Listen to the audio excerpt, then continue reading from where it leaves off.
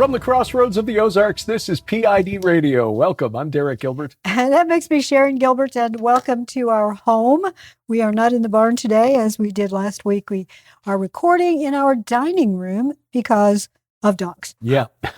It will be this way for a while until we feel comfortable leaving the two of them alone for an extended period of time. Yeah, we might be able to leave just her alone. We'll see. You may occasionally hear dogs sort of playing and growling in the background. World Canine Wrestling Federation in the background. It really is. Yeah. And you may notice that maybe I'm not as with it. I have not slept in 3 nights. Well, it's been a long week in that regard. And excuse me, Glory, we don't bite. We don't bite. Yeah, she gave me a kiss first just to say, okay, yeah, I know. Here, I love you. Don't bite. Anyway, yeah, the puppy is now 11 weeks old. Mm-hmm. And so we are still working on the training aspect. We're going to be at this for a little bit of while. And it would be fine with me today if I had had some sleep, but that's par for the course. Yeah. Well, Grace says, I'll show you how. Glory, rather. She does. When she gets ready for nap time, she crashes and crashes hard, but she does like to snug in with a human. She does. And I love that. Yeah. So yeah, being a puppy mom is kind of tough, but it's worth it. It is. And no, she's just crashed by the door. Okay. Well, good. Those moments where she gets real snuggly and very loving and, like, oh, aren't I cute? That's like God's design function to keep puppies from so frustrating their humans that the humans do unkind things. Oh, gosh. So seriously, I know all of you folks out there who have pets, especially those who have raised a young one.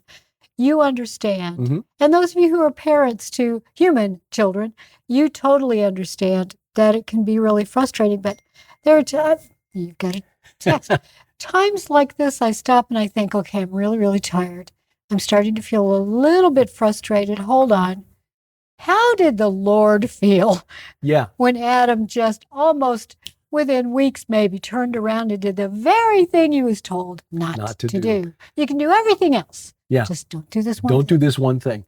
No, that's exactly right. I think there's a good object lesson here for us, because the difference between us and a puppy is still a lot less than the distance between us and God. Yes. And the Lord creating us for his own pleasure, looking down on us and saying, oh, you can understand why Jesus said to the apostles over and over again, how long will I have to put up with you? Because, or the Apostle Paul, you foolish Galatians. Yeah. So we get it. But like I said, those moments where the puppy just goes, oh, you're the best mom ever. And suddenly you're thinking, I guess I won't, rehome you. What problems? We completely forgot about the mess in the hallway carpet. Oh, yeah. Well, right now, she's about, for those of you who want an update on Morning Glory, if you didn't listen last week or you have not been following our posts on Facebook, we've had a big week. And part of that is because a week ago, we adopted a rescue puppy. Mm-hmm. As Derek said, she's 11 weeks old today. We're not really sure what she is, border collie cross of some kind, either with maybe a boxer or a Labrador, maybe a little pit thrown in, pity.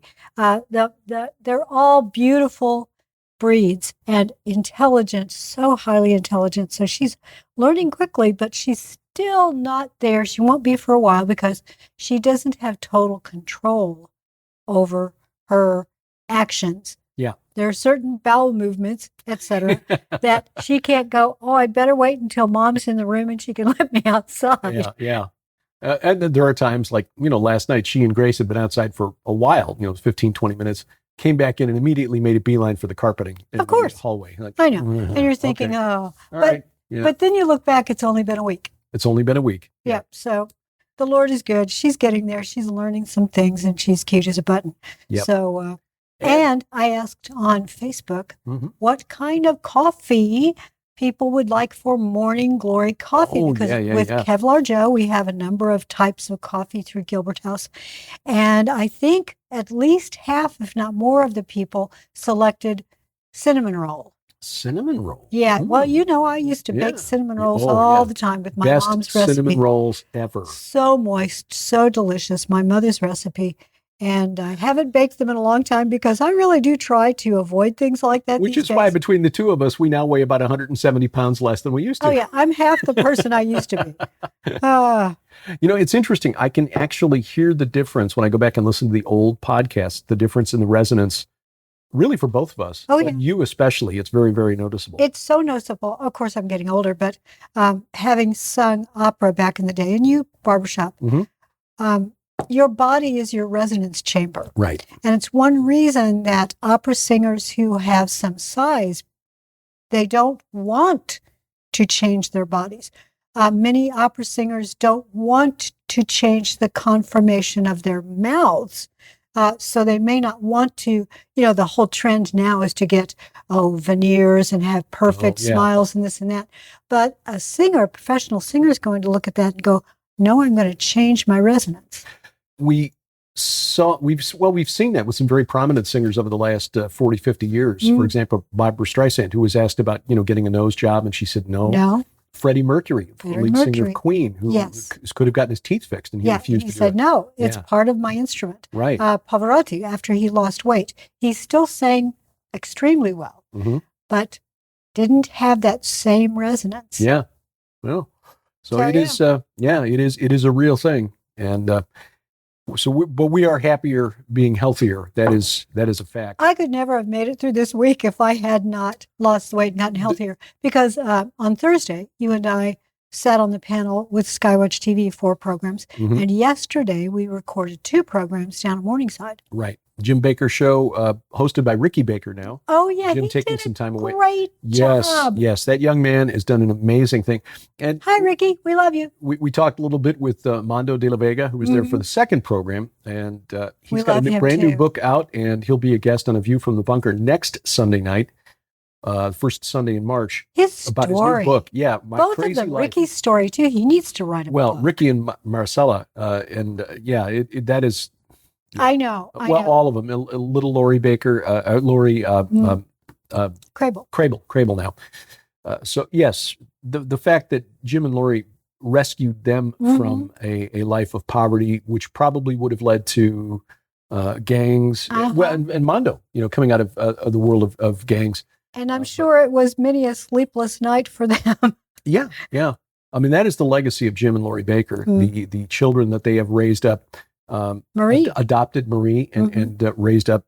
So when we are there, and it struck me as we were talking yesterday on the panel about Mondo's book and his incredible story as a gangster coming out of Los Angeles, being radically saved, and his sister played a large role in that. But when you read his story, his background in Guatemala and the family situation there, it's a miracle it's a miracle that he's alive, because when you're in a gang in a city like New York, Chicago, LA, you don't expect to live past about 18 or 20. No father figure. No father figure, which plays a large role in this. And again, that's in Mondo's book. You can read about that. But his book's out now, by the way. You don't have to pre-order it. Right. Anymore. It is now. The physical copies are now out, and you will find his story just really jaw-dropping, that you can go from the situation that he went through as a child, with the split of his family at the age of 6, moving to Los Angeles, living in poverty there, mother having to work 2-3 jobs to try to keep them a roof over their head. But that, of course, means that she didn't have the time to be there physically for Mondo and his sister, who she avoided the whole gangster life. Mondo didn't. But that's miraculous enough. But then it just struck me as we're sitting on the panel looking at your background from rural Southern Indiana. Parents from Appalachia. Parents from Appalachia. My background growing up in Chicago, but all I knew from gangs was the spray painted names on the walls. Vice lords, disciples, Latin kings. I was the nerd, the smart kid with glasses, the fat kid with glasses, who was. You were was never exactly fat. gang You just material. felt like you were. I was chunky. I was chubby. But my genes came from the husky section at Sears. Yeah, but you know what? Seriously, the husky section now would be considered a normal size. Normal sized, yeah. So the fact that all of us from such diverse backgrounds were sitting together on that panel for the same purpose, which is to raise up and glorify Jesus Christ, that is also miraculous. And Zachary Drew, who was joining us via Skype. It was an incredible gathering. We were so glad. Our friend Lynn Shepard came. She drove down, and she also brought Irene. Right. Yep. So we have a wonderful little neighborhood around here, and one of the stories I want to talk about today is that there is a rise in what's called friendship apps. For those who don't have anyone to talk to, any friend, mental health experts are saying they should reach out to virtual friends via friendship apps. Now, I don't know if all of these apps literally connect you with someone else. Forgive me, I'm so tired. It's making sounds is a struggle, so I'm really trying. But I don't know if it's always connecting you with someone else. The way you and I met online. We started out just as friends and ended up getting married. But or is this a virtual friendship that you are beginning? And is it the fulfillment of the movie Her? I know, and the fact that mental health experts, some of them are recommending apps like this. I think they're dangerous. They I can understand people who are lonely, but there's such a danger in that kind of thing, which brings me back to the idea of being an analog space with another human being. So the fact that we've got these friends locally that we can get together with, it means a lot to Derek and me, even though we're we like sort of our space. We need that one-on-one, that human touch, those physical hugs, the smiles of affirmation, knowing someone else understands. Yeah. One of the stories that came up that illustrates the danger in trying to substitute virtual friendship for real friendship. And in some cases, that's not really an option for folks. I mean, if you're limited with mobility, or if you're living in an area where there just aren't people close by. And that's one of the things that we appreciate about the app that has been developed for us by Subsplash. We have a friendship app. No, we don't. It's a community. It's a community, right? And so you are communing with other believers, but it's not really a substitute for being in the same physical space. But a story that Zach Drew brought up on for the upcoming episodes of the Jim Baker Show, a Belgian news outlet called La Libre, the book, I guess, died by suicide. Reported on a man in Belgium who died by suicide after chatting with an AI chatbot, which apparently encouraged him. Yeah, here we go. The chatbot told Pierre that his wife and children were dead, wrote him comments that appeared to indicate jealousy and love.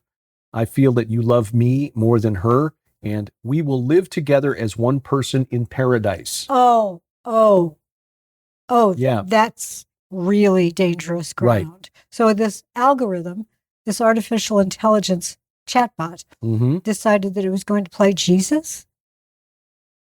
It was practically quoting Jesus from the cross. Exactly. Yeah. The last person saved from like an Old Testament concept where Jesus told the thief on the cross, today you will be with me in paradise.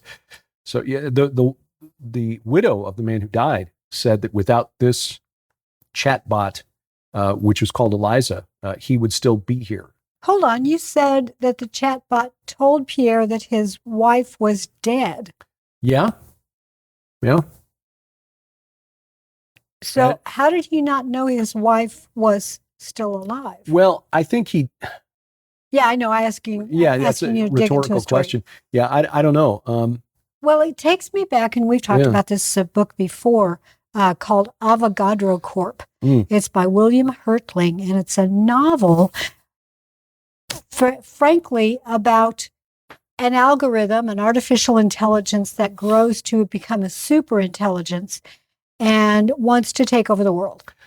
It's a really compelling story because the author, William Hertling, comes from the tech industry. Yeah. Hint, Avogadro is sort of like a really big number that you can't quite quantify. Like a Google. Yeah, which is a really big number that you can't quite quantify. Yeah. spelled Googol, Google. But that's who he was writing about essentially, and how those helpful little hints, reply hints that you get for your email program could turn into something much, much greater. And then it would just write entire emails lying to you. Right. And so suddenly world leaders or bankers or investors were getting emails that were suggesting they do certain things, and it was manipulating the stock market for its own purposes. It was purchasing things on behalf of the corporation in order to build itself server farms so it could become independent of the corporation that created it. And it began to arm itself. Right. Yes. And in book 2, that AI is at war with several other AIs. Right. Lethal autonomous weapons systems. They have access to this robots. and the Internet of Things. And the Internet of Things. Yeah. Manipulating. And you brought up in the program the movie Eagle Eye, which is, oh gosh, almost 20 years old now, maybe longer. That's an old movie. Yeah. But boy. Michael Chiklis. Shia LaBeouf. Shia LaBeouf, yes.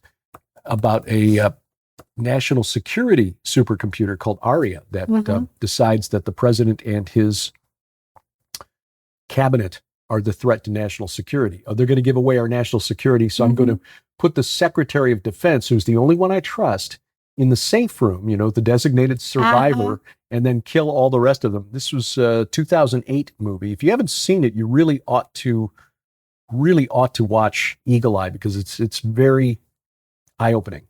Because as time has gone on since then, we have seen this become more and more plausible. It's Billy really Bob Thornton is in it. It's a great movie. You really need to dig it up and watch it. There have been a lot of movies along that line, but it's not just fiction. We're seeing all of these premises play out in reality. And the government continues to build these things and build the infrastructure that would be really useful to these things. Right. Yeah. As Elon Musk said, it's summoning the demon, which is not coincidentally the title of Tom Horn's final book, which is forthcoming from Defender Publishing. Those were the programs that we sat in on Thursday. And the subject matter just carried over into the discussions on Friday for the Jim Baker Show. What's so funny about that is you and I had a list of other topics that we had discussed with Zach and with Ricky, and we mainly stayed with that topic of AI, along with eugenics. Right. This is very timely because this week, of course, we had that massive outage of AT&T's network on Thursday. That's been fixed. It's been fixed. There was some speculation. There was speculation that this was the result of some cyber attack. And I guess that's a reasonable guess at first glance, because certainly the Chinese, the Russians, North Koreans, the Iranians, they're all, and on the flip side, we in the UK and the Germans, we're all trying to attack each other's networks and whatever, and probe for weaknesses that can be exploited when the time is right. But it appears, and at least this is the official story, but the fact that it occurred in the middle of the night suggests that this is a reasonable explanation, that it was a system upgrade, software update that just went bad. Well, if it went bad, you have to ask yourself, was that poor coding, or was it actually an outside actor? Yeah. Don't know. We have no way to know. But here's the other thing that happened this week that didn't get as much attention as AT&T, because, with the AT&T outage, people who are on the AT&T network suddenly can't get online with their phones. People in cities, I can't get my Uber. I can't get my Lyft.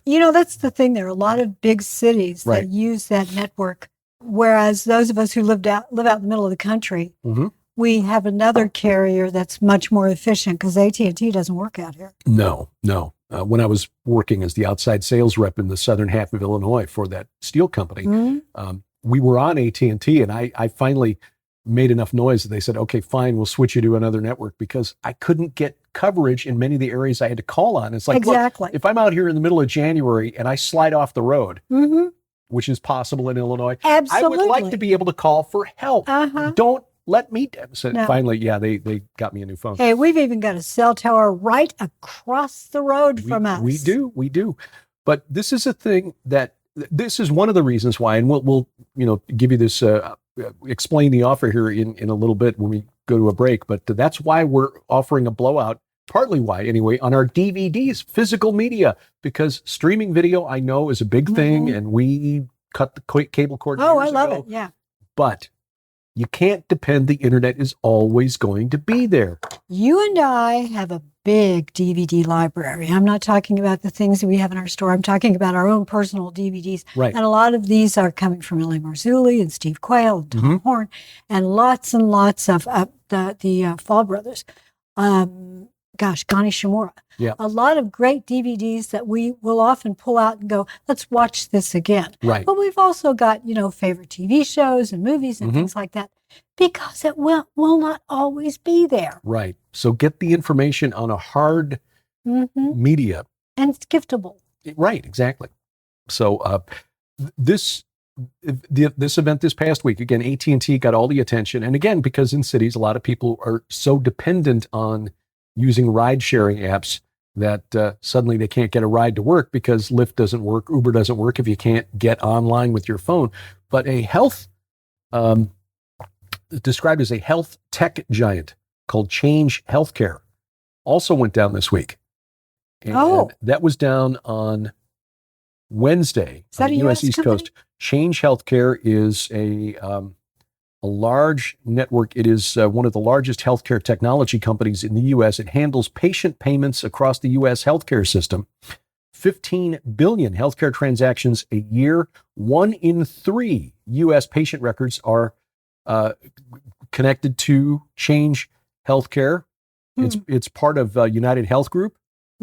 Health insurance giant United Health Group completed its merger with Optum and Change Healthcare in 2022. That was almost an $8 billion deal. So this is a big deal. And suddenly they went offline, and this was due to a cyber attack. Went offline on Wednesday. And spokesperson for the group on Thursday, this is according to a story at TechCrunch, refused comment because they said, we're just not going to discuss because it's cybersecurity. Those databases are full of personal information. Yes, they are. United Health late Thursday attributed the cyber attack to likely government-backed hackers, but did not identify the nation state. Okay. So, but this was affecting people who were trying to pick up prescriptions at pharmacies across the, because you go to the pharmacy and you got to run the insurance and say, well, I'm sorry, we can't connect. Yeah. Again, these are things that we just sort of take for granted. You go, you swipe your debit card, and suddenly, if you can't connect, the debit card doesn't go. So I try to keep a fair amount of, cash. We, unlike Fonnie Willis, the district attorney in Fulton County, Georgia, we don't keep 6 months worth of cash in the house. No, she says. But we do try to have enough on hand for, if we go to a store, to go get gas or something. Go to get gas, or if you get broken down, you want to be able to pay for a tow truck. Whatever. But here's the thing: if the infrastructure were to go down, if we had a cyber attack, or if we had an EMP, we've talked about both for many, many years. The possibility is definitely there for either one. For goodness sake, that would mean that we're going to be sent back to the 19th century. Early 19th century for a while. So if we are big believers in having some kind of food supply, having water if you don't have access to a well. We are on well water, but it's one of those things where if a storm occurs, we pretty much have to keep water in the pipe because we go down so far that we can't hand pump it. We depend upon the pump. And if electric goes out, we're without water. There are a lot of things, but we survived back in the day. I grew up, sometimes we lived in houses that had no indoor plumbing, except for we had a hand pump in the kitchen. It was essentially the pump like you have on your well, and because we did have a well, and you would have to have a little pitcher of water there so you could prime the pump, just like I'm saying you got to have water in the line to get it to come up. And that's how you got the water to come up. We had to heat it up on a stove, to take a bath, to have coffee, whatever. And we survived. I suspect that, one of the bits of information that I brought into the program, and I just looked this up for the Thursday programs at Skywatch TV, that former CIA Director James Woolsey testified to the United States Senate years ago that if an EMP were to take out our power grid, and actually I looked this up for a story for 5 and 10, because just related to the increasing reliance on wind and solar, and how we seem to have gotten through this winter okay, but you might remember a couple of years ago, Texas had all kinds of problems with rolling blackouts because of the unexpected hard snap, or cold snap. Woolsey told the U.S. Congress that if the U.S. power grid were to go down, the low end estimate is that 2/3 of the United States citizens would be dead within a year. The worst case scenario is that 90% would die within a year. Now, maybe that's alarmist, but still, it does point to our dependence on electricity for basic necessities anymore, and that our grid is aging. It is not secure against an EMP, and now we're putting more stress on it because of over-reliance on wind and solar, as the Texans found out. Well, let me just say, wind and solar won't help you if there's an EMP, because there are still electric lines somewhere in that supply chain. Right. And wind and solar are making things worse because you can't scale up, scale down. Even natural gas, which is a relatively clean during is not really helpful, because the pumps that provide the natural gas were froze up during cold snap back in 2021 in Texas. So suddenly they had no wind, no solar, no natural gas. The coal plants had been decommissioned. Most of the nuke plants were offline, and they came within hours or minutes of the grid suffering damage that would have taken months to repair. Oh, my goodness. So that's when they implemented the rolling blackouts in the state of Texas. Look, you're talking about the number of people who would be affected and possibly lose their lives over this. If you're going to repair these installations of the grid, you have to have someone to do it. Yeah, which means you need students, people who understand how to work with their hands, technical know-how, STEM, science, technology, what is E? And then mathematics. Engineering. Thank you. Yes. But yet we're living in a culture right now where engineering is, and mathematics are taking a backseat to no diversity, equity, and whatever the I is. It's DIE. It's die. I know. Well, they usually put a DEI. They're trying to avoid putting the die. And they're trying to add more letters in there. So another that D, it's not so just obvious. make it past tense. Yeah. There was a survey that just came out, a global analysis of proficiency in mathematics, and found that the United States proficiency in math amongst high school students has dropped since 2018, putting us farther behind nations that have managed to maintain or even improve mathematical proficiency among students, like Sweden or Switzerland and Japan are kind of leading the world. We are sliding farther behind. And it is to the point where the Defense Department now says this is becoming a national security issue. We don't have enough up and coming scientists and engineers who can actually do math to maintain the United States technical lead over the rest of the world, technological lead. Mathematics. So what you're saying is we can't come up with the first AI because we're too DIE centric. I guess. Meanwhile, we're busy focusing as you told me a story this morning. Tell me a story about the FCC. Yeah, the FCC and how they're trying to further balkanize the country. Federal Communications Commission. Right. Well, we'll talk about that, and also tell you about our solidarity mission to Israel. Yes. After we tell you how to take advantage of our special blowout on DVDs. More straight ahead on P.I.D. Radio.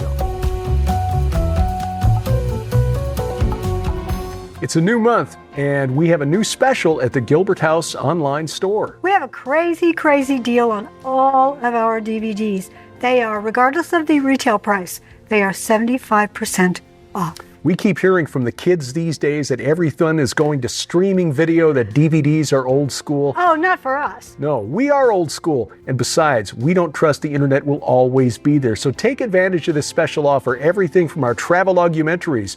Basically follow us as we go through the Holy Land and show you the important sites at ground zero on this supernatural war, plus video teachings, presentations, and much, much more. You know, with 75% off savings on all the DVDs, as many as you want to get, you've got the money that you saved to go out and buy a DVD player.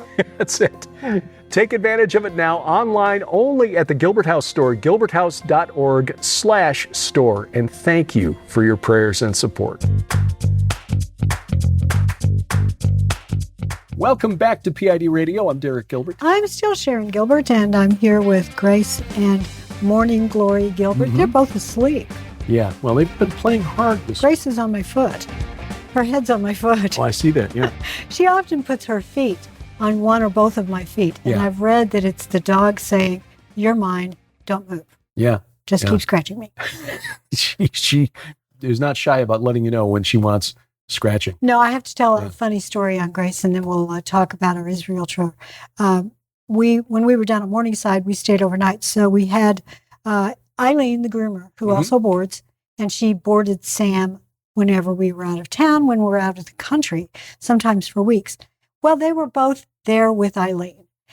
And apparently Grace, who has the ability to leap, buildings with a single bound practically, whenever she suspected that Eileen might be leaving or someone came through the front door, she'd literally leap the counter and go to the front.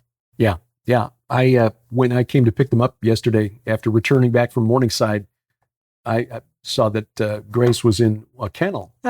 And Eileen said, yeah, every time I leave the back room for more than 5 minutes, I have to put her in the kennel because when I come back, she's in the front of the store, which means... She's fine in the kennel. She doesn't seem to mind it. No, she didn't, but she did. She has, I've seen her leap onto the counter, and apparently she's now, gets up there and then jumps into the front of the store. So, yeah, it is, she's got these incredible legs. From a sit, she can jump straight up onto the couch. She can. While she's sitting, just boom, and she's in your lap. And she'll do it when you least expect it. Yeah, like when you're holding a full cup of coffee. Yeah. Oh, that has happened. Yes, it has. So Israel. We are going in May, early May, what we're calling a solidarity mission with Israel. Prime Minister Benjamin Netanyahu just addressed the National Religious Broadcasters Association, and he made a plea to Americans, please don't stop coming to Israel. Tourism is obviously a very important part of their economy. But more than that, we want to go to see for ourselves what has happened since October 7th. This is going to be a short tour, just 7 days. It's about half the length of our usual tours of Israel. And many of the sites we would normally go to visit are still in the evacuation zone in the north of the country. And this may be months before that situation is resolved. We're hoping by next spring we'll be able to return to the normal schedule. But, only the Lord knows. Amen. But this will visit the hostage square in Tel Aviv, where the families are keeping vigil over those 130 or so that are still not accounted for. Also, an exhibition of the Nova Music Festival that's been set up in Tel Aviv. But we will go into the Negev, down into the south. I see that the town of Sderot, which is on the schedule, has now just been cleared by the IDF, said it's now safe to return. You still have to be aware that a missile alert may come at any moment, but that was the case even before October 7th. It's always been that way. Right. You never know when someone's going to lob a rocket towards one of the border regions. So Sderot, two of the kibbutzim, Nir Oz and Re'im, and on that day, that'd be Thursday, the 9th of May, there'd be a barbecue for IDF soldiers that we would attend and have an opportunity to meet and talk with the soldiers who are being deployed to Gaza. We would visit Gush Etzion, which was the site of a massacre in 1948, Kfar Etzion. It's so powerful. That will make you weep. It is like Israel's Alamo. And but Jerusalem is still secure, and so we will visit all of the sites that you want to see in Jerusalem, the Temple Mount included, the City of David, the Mount of Olives, the historical locations of the crucifixion and resurrection of Jesus, the Israel Museum, which is a wonderful archaeological museum and historical museum. We'll pay respect to fallen soldiers at Mount Herzl, and just some really, I think, powerful opportunities to witness the land without the filter of the Western media. Right. And believe me, there is a filter. Yep. When we've been over there and something has happened, which always something happens, and over here, it is amplified and twisted a little bit. Yeah. When we were there last year, we had friends who were just suddenly panicked because the reports of the protests about the judicial reform measures Benjamin Netanyahu was pushing Western media made it sound like the whole country was on fire, that the airport had been shut down, that the corporate media, there was none of that. We saw none of that. Yeah. We did see some protesters, but we're talking in the dozens. Yeah. A couple dozen people waving Israeli flags, standing in the middle of the roundabout. Yeah, and our hotel was very close to Netanyahu's home. Right, and we didn't see anything from the hotel windows. So you will find it very eye-opening. And again, this is an opportunity not only to bear witness to what's happened, but also to support Israel in the fact that they can really use the infusion of tourism and also knowing that even though we don't proselytize when we're there, the fact that we've got Christians there who are being respectful and praying for them and legitimately saying, look, we want you to be well. We want you to be safe and secure. We care about you. We care about you. I think that's very powerful. So you can find out more at gilberthouse.org/travel. And there's a link there that'll take you to the Lipkin Tours page to sign up. And while you are at gilberthouse.org, go to our store and you'll see there a link to buy the coffee. Oh, yes. Get coffee while you're watching the DVD. 3 blends right there, but I'll be sending a note to Nick Fisher at Kevlar Joe's after this program to say, hey, can we develop a 4th blend called Morning Glories Cinnamon Roll? Yeah, something like that. And but the other 3, Amazing Grace, which is a cookies and cream blend, Snarling Dachshund, which is the medium roast Sumatran, very smooth but very flavorful. It is. And then very good. The Bunker Buster. That's my favorite. Yes, mine too. The dark roast Colombian, that is good stuff. I should try mixing them up a little bit. Throw a little bit of Amazing Grace in there with Bunker Buster. Give it just a hint of cookies and cream. Yeah.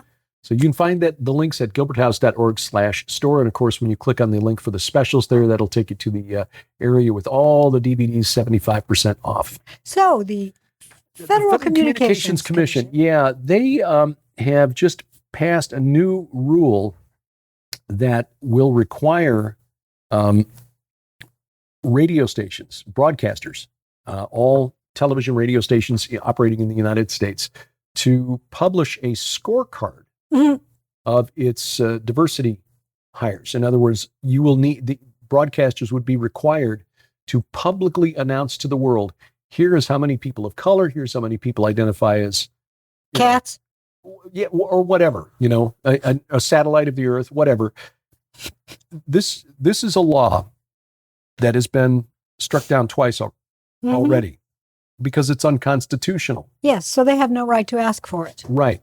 But the justification, and this was made public just yesterday by a commissioner for the FCC who dissents from the decision that was made by the commissioners of the FCC to push this. It's already been struck down by the courts twice, similar laws, and they've decided to push it again and to require broadcasters to publicly announce it, which would give activists who are always looking for things about which to be aggrieved ammunition to say, well, we're going to protest this broadcasting group because they don't have enough people of fill in the blank of oppressed minorities or gender identities or whatever, sexual orientations. There aren't enough people of fill in the blank, and so we're going to protest. Why would the FCC require this?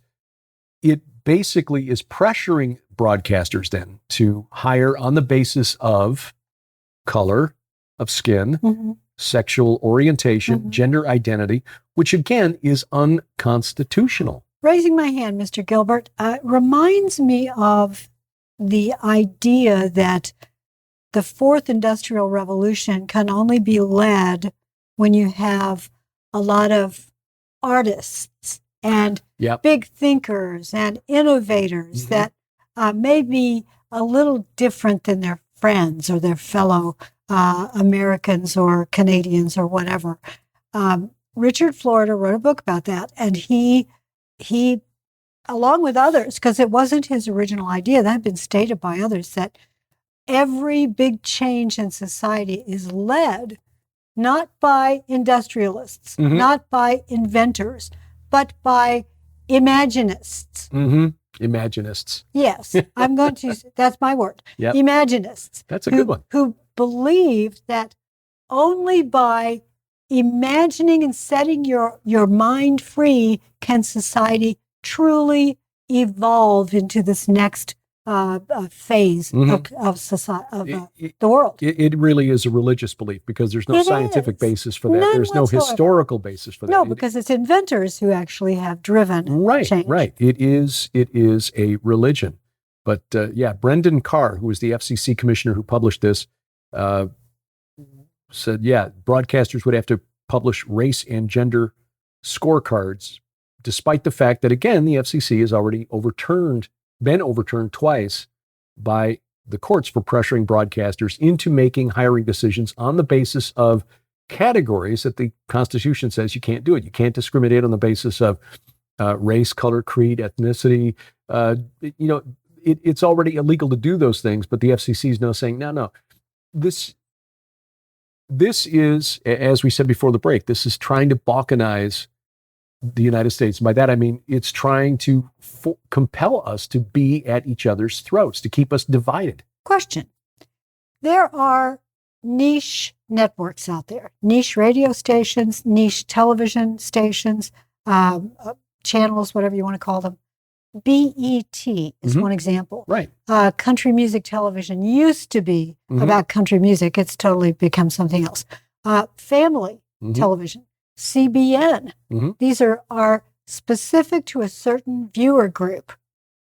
Is the FCC going to come in and say to them, I'm sorry, BET, you know you're a black entertainment. You have to have so many American Indians and if you're Mexicans. If you're going to represent the country, 2/3 of your actors and your programs have to be white. Yes. No, that's not going to happen. And you need to have way more people identifying as cats and satellites of the Earth. Right. Understanding that China identifies itself as a country able to take down the satellites of the Earth. Yeah, and Russia too, according to that scary story that came out just coincidentally as the House Speaker Mike Johnson decided we're not going to bring that $90 billion vote or a bill to a vote to send more money to Ukraine. Oh, Russia's got a new super weapon. And then the next day, security experts are saying, this isn't really news. Today is I believe today is the 2-year anniversary of that war. Yes. And we've got Boris Johnson back in Ukraine. Boris Johnson, who's no longer the PM, who's positioning himself as the par excellence diplomat for the UK, has gone back to Ukraine. He was there quite a number of times when he was PM. And he's essentially saying, Ukraine will win this war. So what does that mean? We've always been at war with Russia? I guess. I can't see any logical reason for continuing this. I mean, the logical thing would have been years ago to really develop deeper ties with Russia. Europe was actually beginning to prosper because of cheap Russian natural gas. There are some who suggest that the severing of Western Europe from Russian natural gas was a deliberate effort by the United States to hamstring European industry. Because you're talking about that pipeline. The Nord Stream pipeline, but also the sanctions on Russia, because not all of you didn't make that up. Seymour Hersh reported that. Right. Pulitzer Prize winning journalist Seymour Hersh reported this a year ago. Of course, he's been vilified. Yeah, he's just a crazy old man. He was great before that. Yeah. Oh, yeah.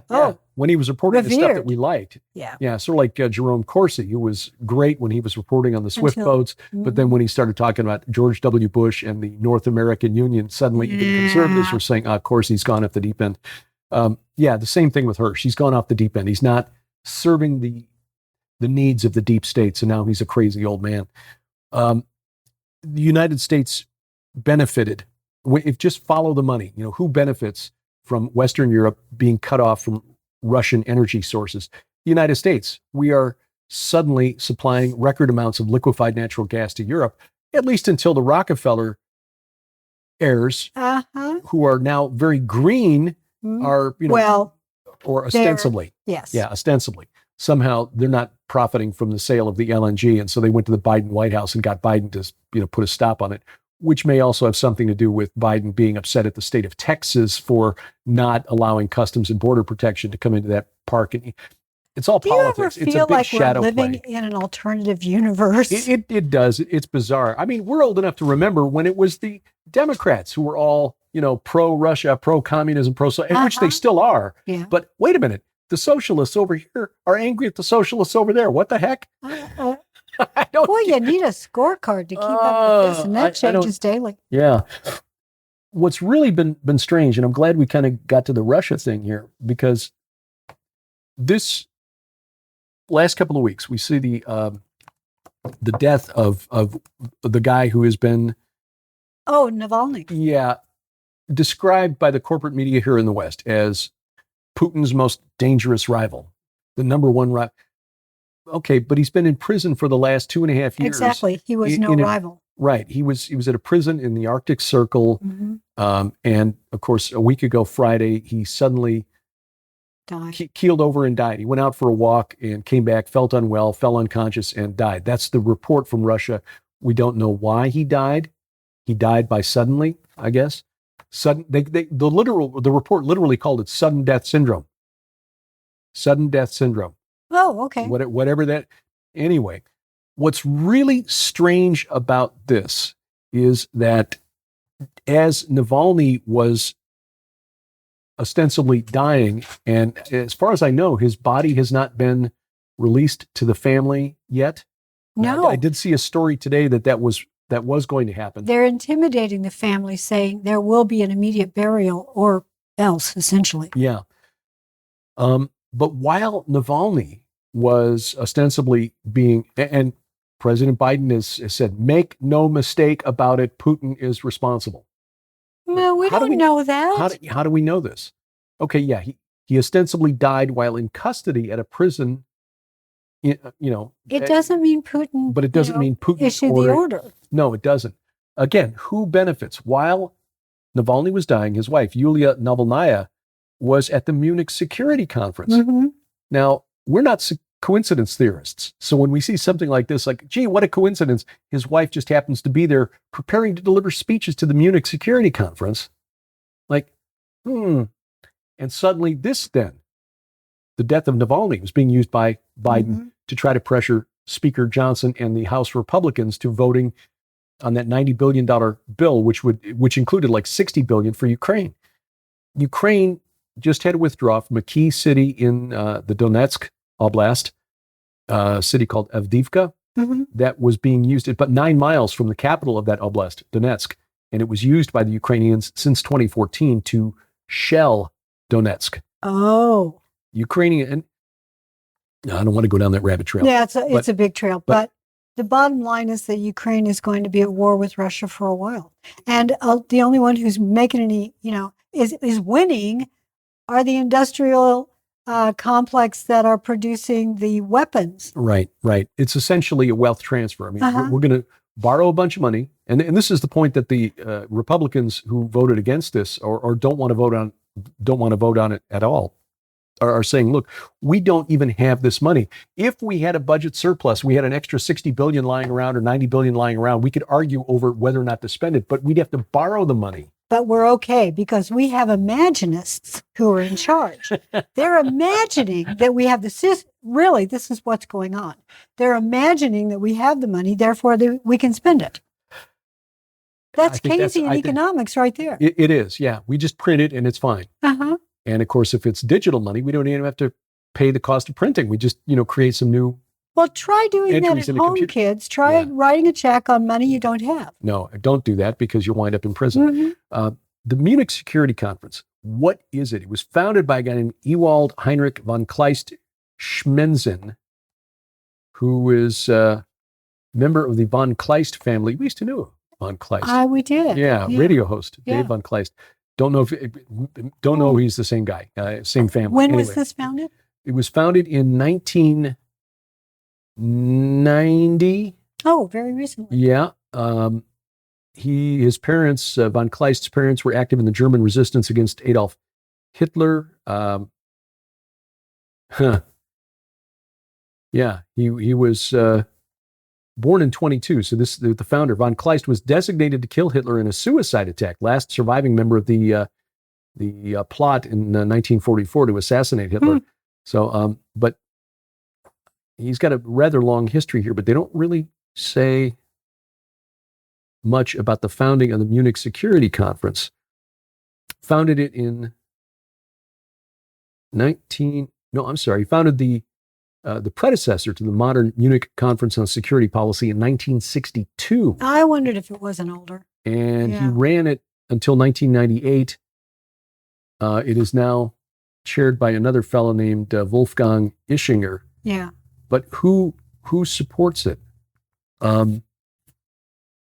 Ischinger, this is the way this is described, because this is really a red carpet type event. Vice President Kamala Harris was there. All of the big heads of NATO were there. She was in the middle of the Venn diagram. She was. Huma Abedin. Oh, interesting. Was there. Yes. Extremely close to Hillary Clinton. Yep. And Hillary has been at this event in the past. She was at the Munich Security Conference in 2012. Soros has been attending these on a regular basis. Klaus Schwab, founder of the World Economic Forum, has been there. I can see that. Anthony Blinken was there last year. Kamala Harris was there last year and again this year. It just ended this past, about a week ago, 16th through 18th of February. But I don't know who funds it and why this has become almost like a new Davos. This has almost become like another World Economic Forum meeting. I think it's important that it was founded in 1962. That was the age of the Iron Curtain. There was, Germany was divided in half. In Berlin, you had East Germany and West Germany. And so the idea of a security conference then made a whole lot of sense because there was a constant threat of war. Right. It was not that long after the Cuban Missile Crisis. Right. Yeah. Well, that was in that was in 62. October of 62. The first meeting was in 63, according to this. Okay, so it was right after. Right. So this Munich Security Conference gathers in Munich, obviously, just as Alexei Navalny is ostensibly terminated. Again, and since so the body has not been discussing this. Right. Since the body's not been produced, we're told he's dead. We're told he's dead. We just have to take that as a given. But again, his wife, his widow, is there at the security conference. Really? Well, yeah, that's interesting. That's the whole point of me bringing this up, is that she was there at the conference and was ready to give speeches, and now she's being hailed by the corporate media here in the West as the successor who is carrying on the good work of Alexei Navalny. Yes. Now, understand also that Navalny's brother was arrested. Ah, okay. That was a couple of days ago. Okay. Again, from Putin's standpoint, I just don't see how I'm not carrying any water for Vladimir Putin. I mean, I don't think it's a coincidence that all of his main political rivals and critics are either in prison or dead. So it's not beyond Putin to have done this. But the fact is, Navalny was already neutralized. He was in a Siberian prison camp. We would never do that here in the United States. A politician would never try to take out his opponent by putting him in jail. Would he? Yeah. Imagine it. Yeah. Let's see, thinking of that line from the movie The Godfather. Kay, who's naive now? Oh, yes, yes. Senators don't kill people. Okay, who's being naive? Yeah. Yeah. Well, I think that is pretty much everything you need to know about the way things truly work, you can learn in the Godfather movies. That really is true. And what really struck me in watching those movies again, after listening to a rather detailed history of the decline and fall of the Roman Republic, a podcast series called Hardcore History, hosted by a guy named Dan Carlin, was how similar to the modern mafia and modern politics, the Roman Republic was. Yes. 2,400 years ago. Well, the La Cosa Nostra, the mafia, they were modeled on that. One other thing we should point out getting taller. She's Glory coming to just say came hello. over. Yeah. We're talking about Russia and Ukraine. It was reported this week by Jordan Schachtel. The dossier. I need to go out. Keep talking. Okay. That come on. Vladimir Zelensky, president of Ukraine, received approval from the Ukrainian parliament to extend martial law by another 90 days. This is important because that would cover the scheduled presidential election on March 31st of 2024, which in effect results in presidential elections in Ukraine being suspended indefinitely. Now, I think thought we were fighting to preserve democracy over there. Yeah, well, you can't preserve democracy without, breaking a few eggs. We have to kill democracy to save it. Well, that's essentially what's happening here in the United States, too, where you've got the censorship industrial complex, as it's been termed by Michael Schellenberger and Matt Taibbi, Alex Gutentag, 3 journalists. But if you want really a deep dive in the censorship industrial complex and how the government, even under the Trump administration, Department of Homeland Security's cybersecurity infrastructure, Cybersecurity Information Security Agency or something, CISA is the acronym. They had been trying to censor online media and social media for since 2016, really. And it began in 2017. The Cyber Threat Intelligence League. Cyber Threat Intelligence League. It sounds like a graphic novel. Yeah. People wearing capes and stuff, wanting to shut down the free exchange of ideas. And according to the reporting by Schellenberger, Taibbi, and Gutentag, this was headed up by a former, in air quotes, MI6 operative who was the head of this group, but it was founded essentially in the Obama White House in January of 2017, which, post-election of 2016, to make sure that 2016 never happened again. We want to make sure we win every election. You and I had many a conversation with Tom Horn about this. He was not fooled by any of this stuff. He was very closely following all the political wrangling in Washington. Of course, that's one of the reasons that he published, the late Tom Horn, but Defender still publishes Lieutenant Colonel Robert McGinnis. Robert McGinnis, sorry, brain. Brain is starting to say. More bunker buster. Yes. Yes. There's a lot going on out there. So you've got the powers that be here in DC wanting to keep us angry at one another, want to keep us divided and fighting, but also, shutting down free speech. There's the very clever use of weaponization, really, of language. Freedom of expression is something that we're being told is important, but that's not the same thing. No, not at all. You can speak whatever, you just can't say these things. Yeah. Freedom of worship, but that's not the same thing as freedom of religion. Right. Yeah, you can go to church on Sunday. You just can't preach about X, Y, and Z. Yeah. You all have to think the same. This is real. I'm glad you brought that around, because ultimately this is building the body, the antibody of the Antichrist. And they're all going to, just groupthink. They're all going to believe the same and act the same and be the same, because once you have entered that body, your free will has just vanished. Yeah. Things are changing around the world, but as Carl Gallups once wisely said, the Lord did not slap himself on the forehead and say, boy, I didn't see that coming.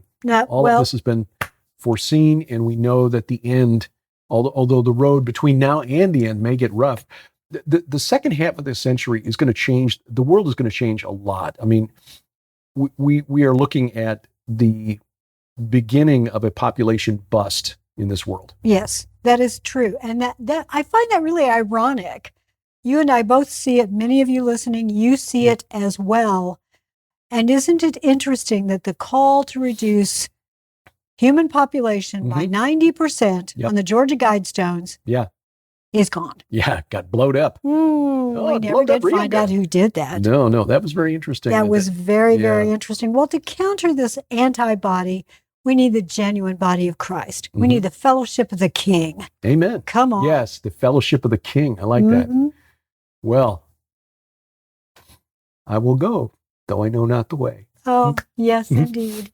Yes, indeed. Well, if you have downloaded our app, you can communicate with one another. You don't need a friendship app to do it. You can go in there and just say, I've got this praise report, or I need prayer for this, or just ask a question, or just converse, say, hi, how you doing today? The Fellowship of the King is alive and well on our app, and I know that many other places. So we encourage you to find a fellow believer. If you can't find one in your analog space, find one online, because we need to build one another up. Amen to that.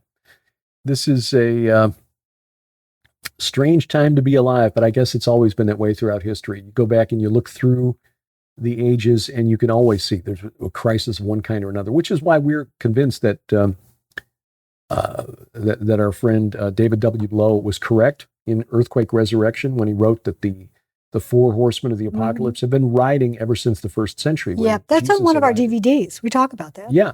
Look at the DVD titled "The Four Horsemen." We actually identify them as literal entities from the pagan pantheons around ancient Israel.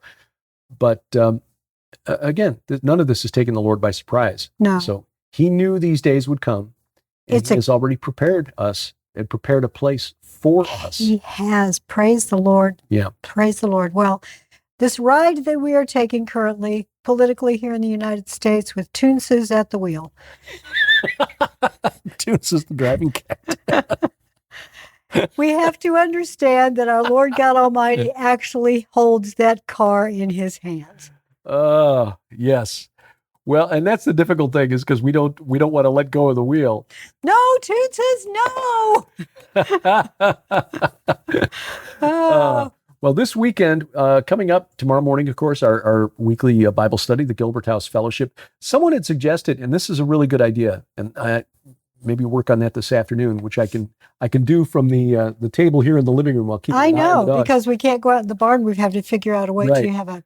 But somebody had asked, said, the rate you're going through the Old Testament, which is about half the speed that we went through it the first time. No, it means it'd be a while before we get back to the New Testament. And they were interested in hearing the New Testament studies on the app. Yeah, I'll be in my 90s before. Yeah. Dang damn it.